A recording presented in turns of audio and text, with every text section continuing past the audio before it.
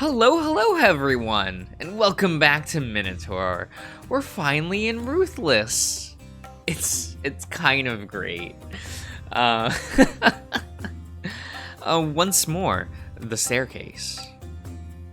Once more, you descend into the valley below. Even though you haven't made the journey yourself in a while, the threshold of your domain is a familiar sight. The massive statues tower over you, as they did on your first trip out from the cave behind you. To your right is the quick-footed messenger, whose winged cap perched above an expression altogether passive and indifferent. To your left, the trident-bearing Lord of Sea. From your low angle, you can't help but notice his forever wrathful brow arcing downward. His scowl seems almost like a wail of sorrow. And right ahead is bright-eyed Athena, aegis and spear in hand. She looked to you with a smile so soft and yet more radiant than Helios and his chariot.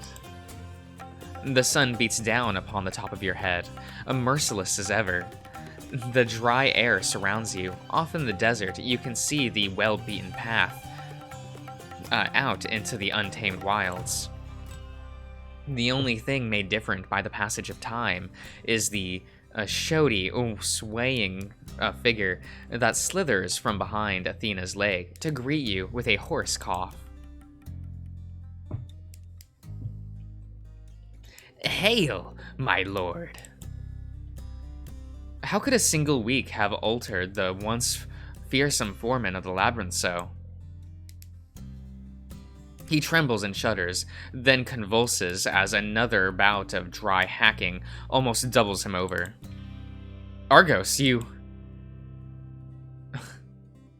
Are you alright? His haggard features twist into a sly smirk as his single remaining eye glints. Why, my lord, is that a glimpse of concern for your humble servant I detect? How delightfully cruel. That after keeping yourself locked away within your hotel, leaving me alone without your eminent presence to perform our great works in your stead. You should have offered the praise and comfort your most dedicated acolyte has been craving. I haven't asked you to do anything. Certainly nothing which would do that to you. Now, please don't frown at me like that, sire. These wounds were mere trifles, sacrifices made to the gods themselves, that I may do my part to fulfill this realm's purpose. Our purpose. I am resolute, and I shall not stop until, with Hermes' help, all blessed will emerge, or else are lost beyond all purge. Argos stands tall and proud, or at least as tall and proud as a half-starved, half-maimed wretch like him can manage. I see. And what are these great works you have been performing while I've been busy? Tormenting Asterion? I've sent him out, just like you wanted. Did he somehow manage to get the best of you? Is that what happened? Cruel master. Insinuating that heifer could ever get the best of me. But now that you mention it, I am ever so pleased to have your approval regarding that little matter. Would that the last litany of weak-willed degenerates who's cursed our realm with mercy had you had your shrewd mind? Is that what that says? The bull's suffering is tribute to the gods, master, the bright-eyed Athena, and to all of civilized humanity. Surely you see that now. Every strip of his foul flesh and drop of his blasphemous blood, condemned to this land for all time. Ours to flail and to spill our own as our duties demand. His bones ours to break, to shatter, in the name of those heroes who raised his monstrous ilk from the earth. The snake's passionate speech is interrupted by another cough. He lets out a woozy groan and has to lean against a nearby statue to catch his breath, but his single remaining eye never leaves you. The snake swallows and wipes away the drool spilling from his slack lips with a forearm. And then the eye flashes while Argos's voice drops into a conspiratorial whisper. However, a light tip of the scales can put old bones to rest. His words hang in the air, heavy with implications upon implications. What, you want to kill Asterion permanently? More so. What is the word, you humans say? Automate his sentence. The bull is undying, sire. The Olympians have willed it so. However, we have more than enough tools on hand to facilitate his eternal unmaking. And while I've only been granted a pale imitation of humanity's cunning, I have seen the many innovations of torture your predecessors have achieved, enough to innovate my own. It matters not to me what drives you to fulfill your duty, my lord, whether piety or efficiency or sheer delight in watching the bull suffer. But with the task completed, and that heifer out of sight, and mine forevermore, you can enjoy the comforts of this realm as you pleased. You'll be glad of it. How could you help it? Though it costs a little sorrow to the bargain. Bargain? Enough word games, Argos, and just say what you mean for once. Very well, my apologies, master. It is not my wish to waste your valuable time. As I told you, I've been toiling long and hard over this week in service of the gods, and through the toil, I've engineered blessings both for you and for I.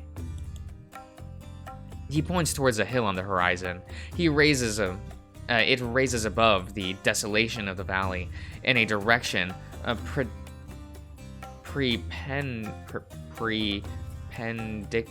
perpendicular. Go! I got there. To that plateau, which was the site of the last week's task. High upon the hillside, I have worked to dig it a pit, within which I trapped a certain troublesome resident of this holy labyrinth. The effigy of infamy, we call it, a frightful thing, crafted by the gods from echoes of the bull's progenation.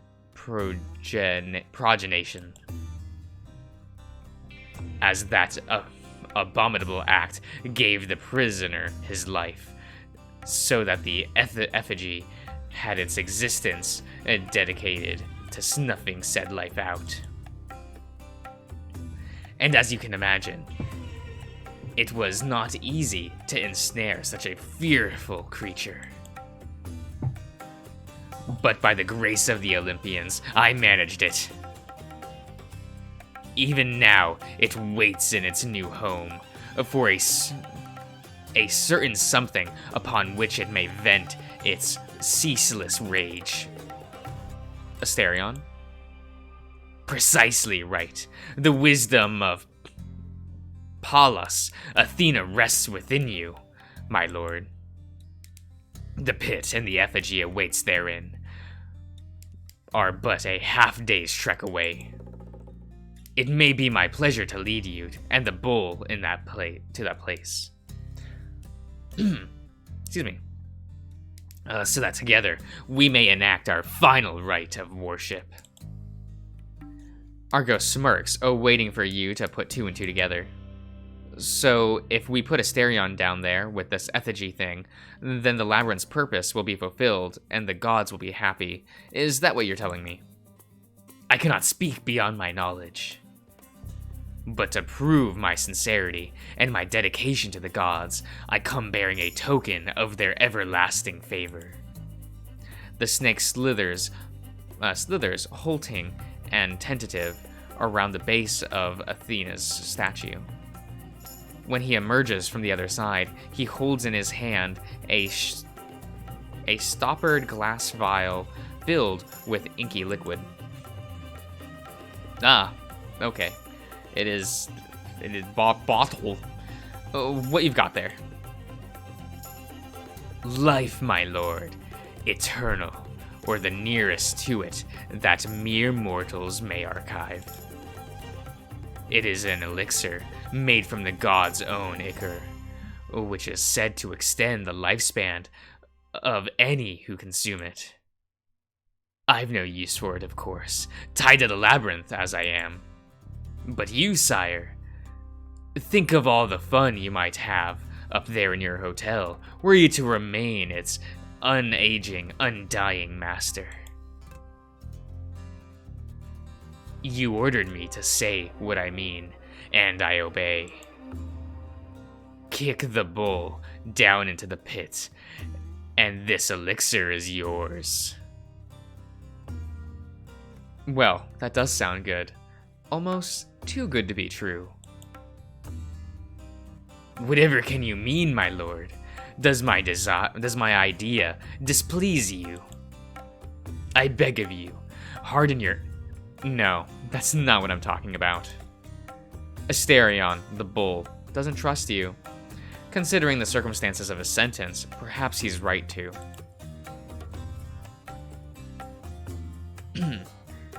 He said that you cannot harm him. But from everything I've seen, you're a deceiver to your core. Argos, you wouldn't lie to your master, or try to put him in to do him any harm, would you? No, by Helios, no! Master of the primal sun, call gladless death upon me, godless, friendless, if that be in my mind. The dying land undoes me, sorrow heaped on sadness, now to see you and him combined in madness. Argos's overwrought lamentation drifts off into expectant silence as you consider his proposal.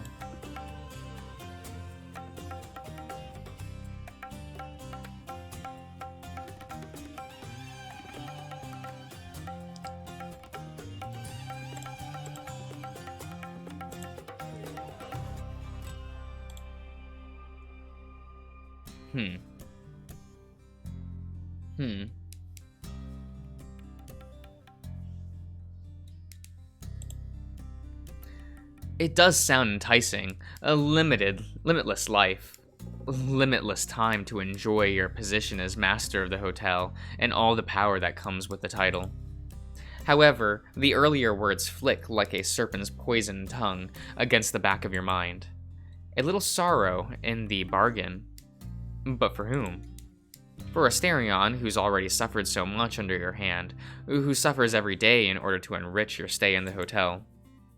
Whose suffering is indeed deserved, isn't it? Tell you what, I'll fetch Asterion and you can lead him to the this pit of yours.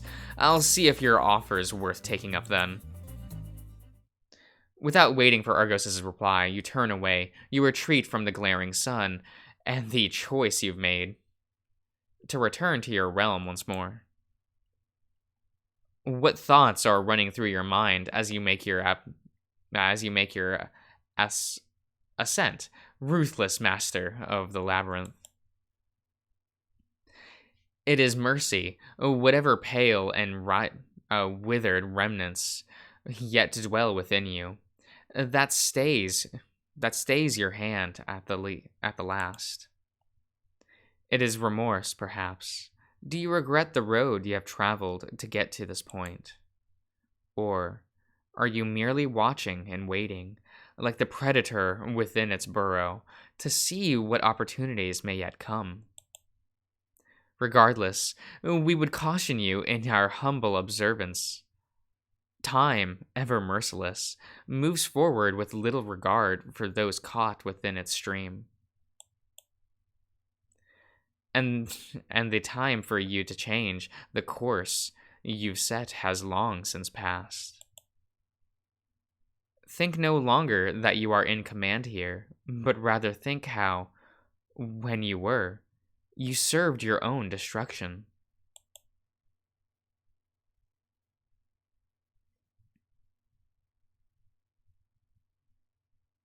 One week earlier. The pondering of Tim Panon Tom Time wait Tim Panon. Sharp and rhythmic, the moan of a flute, a low and somehow mournful. Music fills the tiny hovel, a pale imitation of what echoes from high above and far away through this is no celebration. When the flute's melody fades, a deep breath is taken, and then a voice, hoarse from an already long and unceasing performance, rises in song. Nemesis, a winged tilter of scales and lives, a justice spawned goodness with steel blue eyes. You brindle vain man, who roil in vain against your adamantine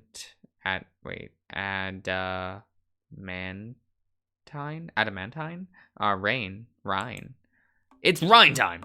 The drumming continues in time with the words. And though an occasional fumble is made, a beat just at an instant too early or late, or a slip of the grip which holds the instrument, the singer continues undaunted. Great hater of hubris and megalomania, obliterator of black resentment. By your trackless cunning or raking wheels, a man's glinting fortunes turn on earth. A fire flickers, as sickly as a pallid invalid. Okay, in a shabby attempt at a hearth. A hole dug by hand in the dirt, filled with the dyed brush, whose burnings suffuse the air with choking bitter smoke. The rest of the abode is just as shabby and thrown together. Branches stripped of their bark, as lashed together over the mouth of the small hillside cave. A more dried brush, tangled and thorny, had been laid over these supporters to offer scant shelter from the elements. The stone walls, which grow hot and stifling during the day and chilly at night, are marked with only the faintest evidence of occupation. However, scattered here and there are a few comforting indulgences the single-minded occupant of that hovel has allowed himself. And what of that solitary occupant?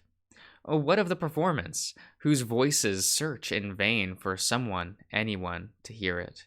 Who is this wretch coiled before the fire's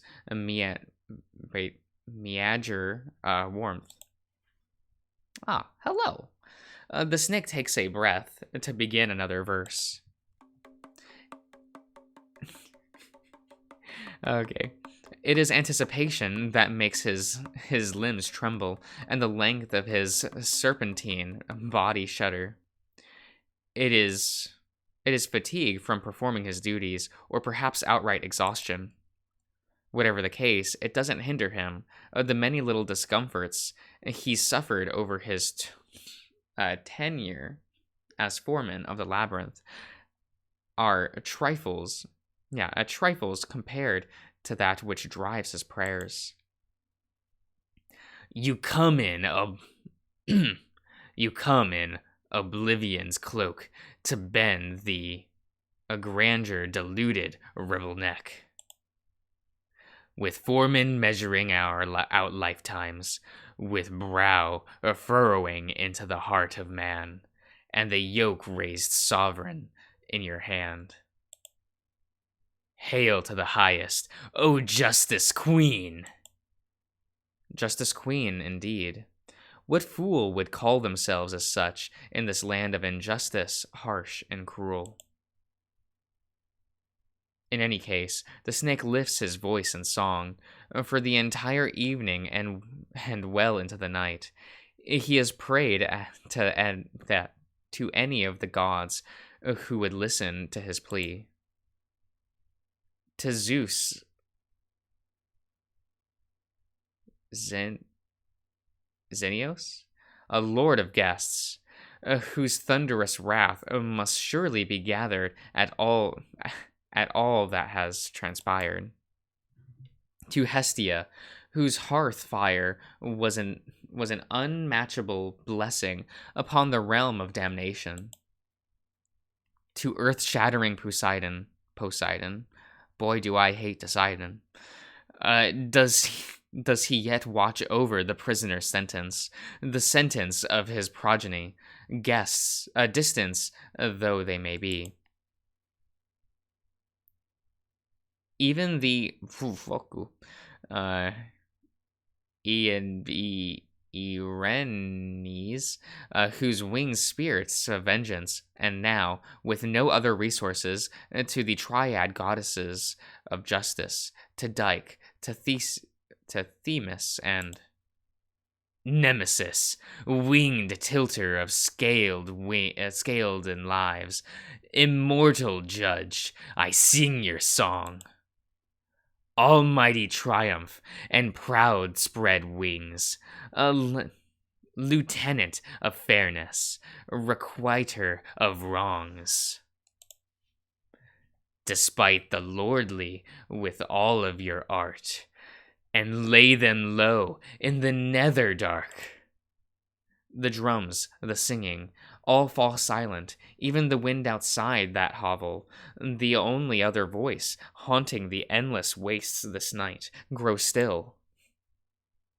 In their place, acceptance, the boundless, limitless, breathless instant between one tick of the clock and the next. And in that instant, the world darkens, shifts, and then rights itself. The shadow dances at the firelight's edge, coalesce into a presence, which makes itself welcome to the foreman's abode. Actually, I think I'm going to end the part here. So I will see you around, everyone.